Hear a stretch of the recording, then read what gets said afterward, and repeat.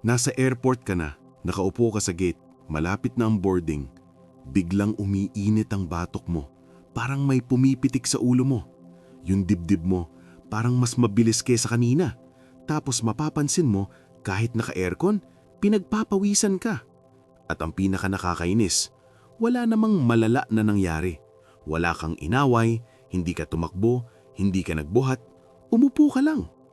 Pero alam mo yung madalas na hindi napapansin ng mga 50 plus bago lumipad? Yung kinain o ininom mo 30 minutes hanggang 2 hours bago ang flight. Kasi sa travel day, iba ang kondisyon ng katawan. Puyat, kaba, lakad, bit-bit, minsan kulang sa tubig, minsan sobrang kape.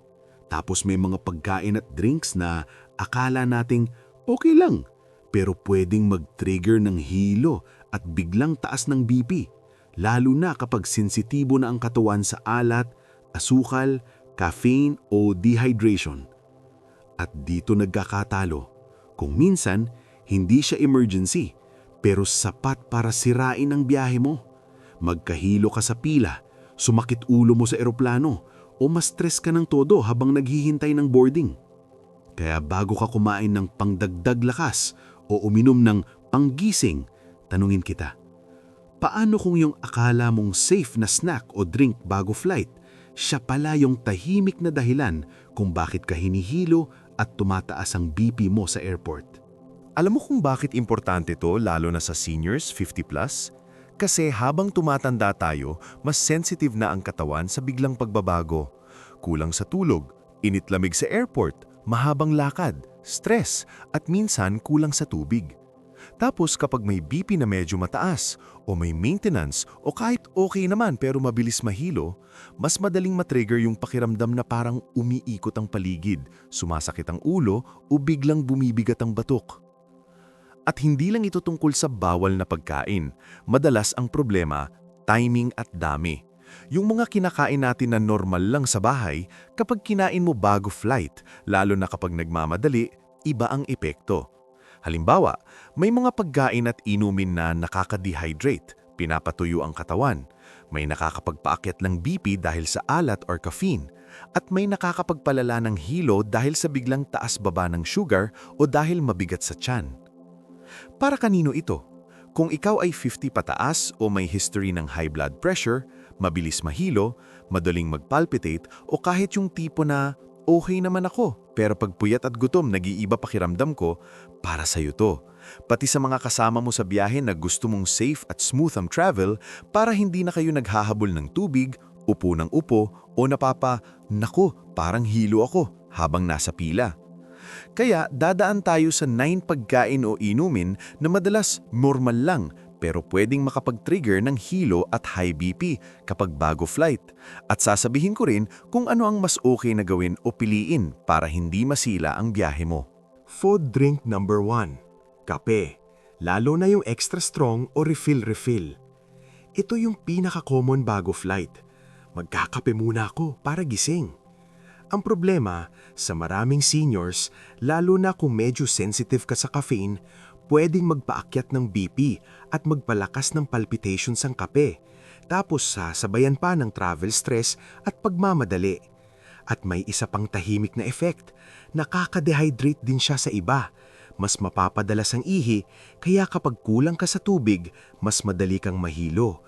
Lalo na sa airport, na lakad ka ng lakad at minsan mainit sa pila. Ang tamang gabay dito, hindi naman bawal na agad. Ang mas safe approach, kung talagang sanay ka sa kape, konti lang at huwag sobrang tapang. At mas okay kung may kasabay na light food para hindi empty stomach. Pero kung alam mong kapag nagkakape ka, mabilis kang kabahan o sumisikip ulo mo, mas mabuting iwasan muna bago flight at palitan ng tubig, warm tea na low caffeine o decaf kung meron. Travel day kasi, gusto natin steady ang katawan, hindi yung biglang hyper, tapos biglang babagsak ang energy. Real life nito, yung tipong okay ka pa habang umiinom ng kape sa cafe, pero pagdating sa gate, napapansin mo umiinit batok, parang lumulutang ang ulo, tapos kinakabahan ka. Akala mo dahil lang sa flight, pero minsan yung kape yung nagpasimula tapos sinabayan ng puyat at gutom kaya lumakas. Food drink number 2. Instant noodles o cup noodles at iba pang sobrang alat na mabilisang kain. Ito yung madalas napipili kasi convenient, lalo na kung maaga ang flight at gusto mo lang may mainit sa tiyan. Pero ang totoo, mataas ang sodium o asin ng instant noodles at sa maraming 50 plus, pwedeng magdulot yan ng biglang pagtaas ng BP, pamamaga at minsan yung pakiramdam na mabigat ang ulo. Tapos dahil maalat, mas lalo kang mauuhaw. Pero sa airport, minsan hindi ka rin basta-basta umiinom ng tubig kasi ayaw mong pabalik-balik sa CR. Kaya ang ending, parang dry ang pakiramdam ng katawan at mas madaling mahilo. Kung gusto mo talaga ng mainit bago flight, mas okay yung mas clean at mas mababa ang alat. Halimbawa, lugay o porridge kung meron, oatmeal o kahit soup na hindi masyadong maalat. Kung wala talagang choice at instant noodles lang ang available, ang simpleng diskarte, huwag ubusin ang sabaw, bawasan ang seasoning packet kung ikaw ang magtimpla at siguraduhing may kasunod na tubig kahit paunti-unti lang para hindi ka matutuyuan. Kasi minsan, yung okay naman ako kanina, biglang nagiging parang sumisikip ulo ko pagdating sa pila o sa loob ng eroplano at dun mo mapapansin na masyado palang maalat yung kinain mo bago umalis. Food drink number 3. Soft drinks at energy drinks. Maraming gumagawa nito lalo na pag antok o pagod. Soft drinks muna para magising o kaya energy drink para raw may lakas. Pero dito, delikado ang combo. Asukal plus caffeine at minsan may iba pang stimulants. Sa seniors, pwedeng magresulta yan sa biglang taas ng BP, mabilis na tibok ng puso at yung pakiramdam na parang hindi ka mapakali. Tapos yung matamis, may tendency na biglang tataas ang sugar tapos babagsak kaya may mga tao na biglang nanghihina o nahihilo pagkatapos ng ilang sandali. Dagdag pa, carbonated drinks minsan nagpapabigat ng tiyan at nagpapasikip ng pakiramdam. Hindi siya komportable sa travel day. Ang mas maayos na gabay, kung uhaw ka at gusto mo ng malamig, mas okay pa rin ang tubig o kaya electrolyte drink na low sugar kung alam mong pawisin ka at maraming lakad, pero hindi yung sobrang tamis. Kung gusto mo lang talagang may lasa, pwedeng sparkling water o juice na diluted, konti lang pero iwas sa sobrang tamis. Ang goal bago flight ay steady. Hindi ka hyper, hindi ka biglang babagsak ang energy at hindi ka maghahanap ng fix habang nasa pila o nasa eroplano na. Food drink number 4. Matatamis na pastry at dessert, donut, cake, ensaymada, milk tea na sobrang tamis. Ito yung pang-aliw o pang-merienda bago flight, lalo na kung kinakabahan ka o gusto mo lang may kainin habang naghihintay. Ang catch dito, kapag sobrang taas ng sugar, may mga katawan na biglang magre-react, parang umiinit ang ulo, nanghihina o naging lutang ang pakiramdam. Lalo na kung puyat ka o hindi ka pa kumakain ng maayos. Yung matamis pwedeng magbigay ng mabilis na energy pero sandali lang, tapos biglang energy crash. Sa iba, sinasabayan pa yan ng kape, kaya mas nagiging roller coaster ang katawan. Tataas ang pakiramdam, tapos babagsak. Ang mas okay na gabay, kung gusto mo talagang may snack, piliin yung mas steady, yung hindi biglang sisipa ang sugar. Halimbawa, saging, crackers na hindi maalat, oatmeal bar na low sugar, o nuts kung okay sa'yo, at kaunting prutas. Kung pastry lang ang available, pwede pa rin pero konti lang at huwag yung sobrang tamis tapos samahan ng tubig. Ang goal mo bago flight, hindi yung busog na busog o sugar high, kundi yung sakto lang para kalmado ang pakiramdam at hindi ka biglang manhihina habang nasa pila o pag-akyat sa eroplano. Food/drink number 5. Processed meat at fast food na maalat, hotdog, bacon, tapa, nuggets, burger plus fries. Ito yung madaling bilhin at nakakabusog, kaya ang instinct natin, kain muna ako ng heavy para hindi gutumin sa biyahe. Pero ang downside, karamihan sa processed meat at fast food ay mataas sa sodium o alat at minsan mataas din sa taba. kaya pwedeng magpa-trigger ng pagtaas ng BP at pakiramdam na mabigat ang katawan. Kapag maalat, mas nauuhaw ka. Kapag mabigat sa tiyan, mas parang antok pero hindi komportable yung feeling. Tapos sa travel day, gusto mo sana magaan at kalmado. Mas okay dito ang simple. Kung kakain ka bago flight, piliin yung mas light pero may protein pa rin.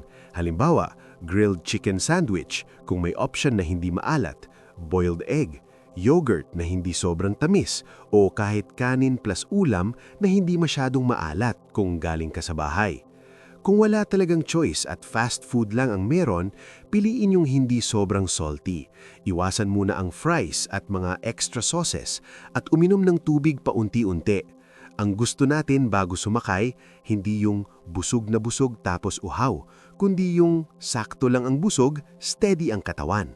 Food or drink number 6, alak, beer, wine, o isang shot lang bago lumipad. Minsan ginagawa to ng iba para kumalma. Isang beer lang, pamparelax. Pero sa totoo lang, sa travel day, lalo na sa 50+, madalas hindi siya magandang partner. Una, ang alak pwedeng magpa-dehydrate, matutuyo ang katawan. Tapos sa eroplano mismo, mas tuyo pa ang hangin, kaya mas madaling sumakit ang ulo at mahilo.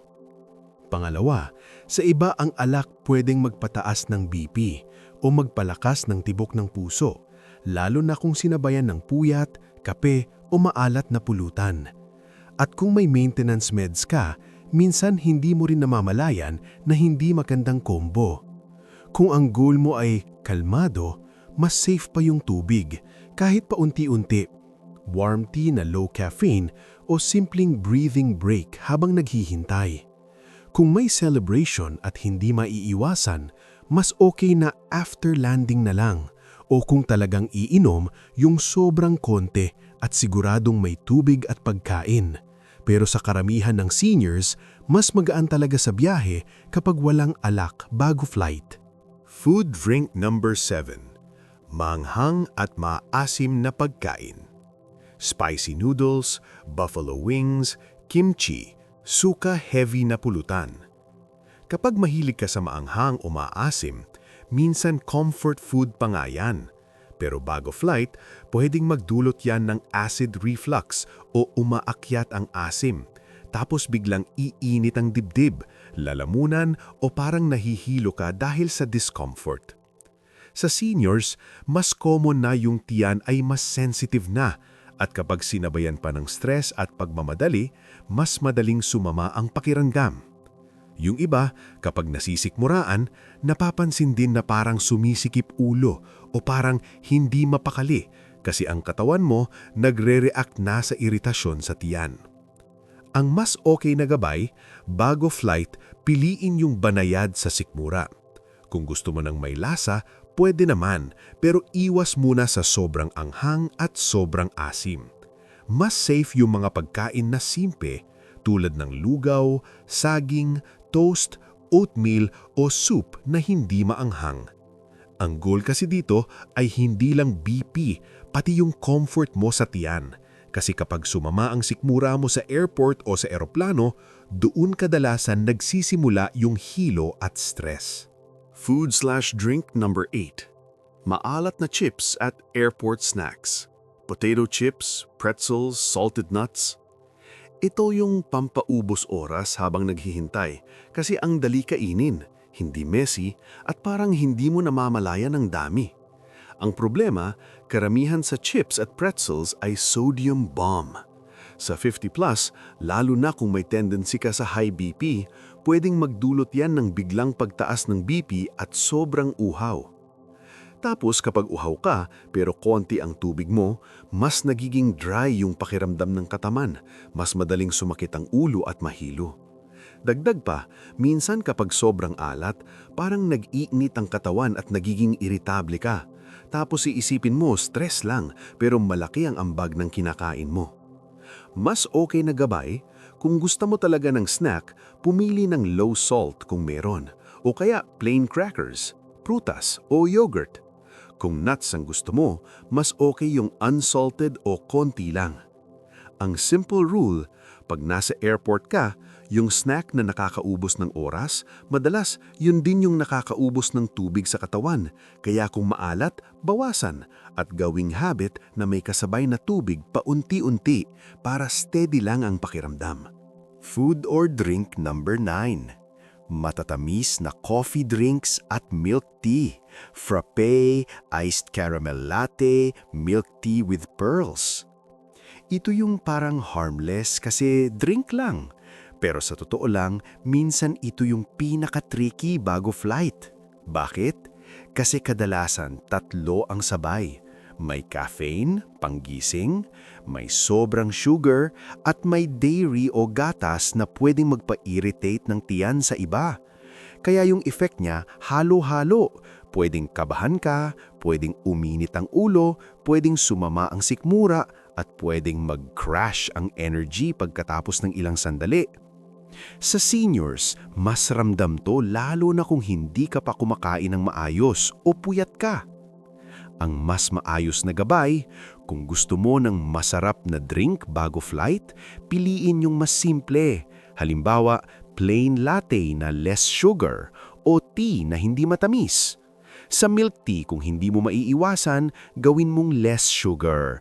Iwas muna sa extra toppings like pearls or jelly at mas okay kung may kasabay na light food at tubig. Kasi ang goal mo bago sumakay, steady ang katawan, hindi sugar high, hindi jittery, at hindi rin yung pakiramdam na parang lutang habang nasa pila o habang nagbo-board. Kung mapapansin mo, hindi naman masama agad ang bawat pagkain o inumin na nabanggit natin. Ang problema kasi bago flight, iba ang sitwasyon ng katawan. May puyat, may kaba, may lakad, may bitbit, minsan kulang sa tubig, minsan nagmamadali. Kaya kahit yung dating normal lang sa'yo, pwedeng maging trigger kapag maling timing at maling dami. Lalo na kung maalat, sobrang tamis, maraming caffeine o mabigat sa tiyan. Ang pinaka-core lesson dito, hindi mo kailangang magpaka-strict. Kailangan mo lang maging mas maingat sa pagpili bago lumipad. Kung kaya, piliin yung mas banayad at steady. Tubig paunti-unti, light meal, at iwas muna sa extremes. Kasi ang goal mo sa travel day ay simple lang. Yung pagdating mo sa gate, kalmado ka. Yung pag-upo mo sa eroplano, komportable ka. At yung biyahe, hindi ka naghahabol ng, ay, parang hilo ako, o parang tumataas BP ko. At kung may araw talaga na hindi mo kontrolado lahat, halimbawa wala masyadong choices sa airport, okay lang din. Ang mahalaga, alam mo na ngayon yung mga karanimong trigger, kaya mas madali mong i-adjust.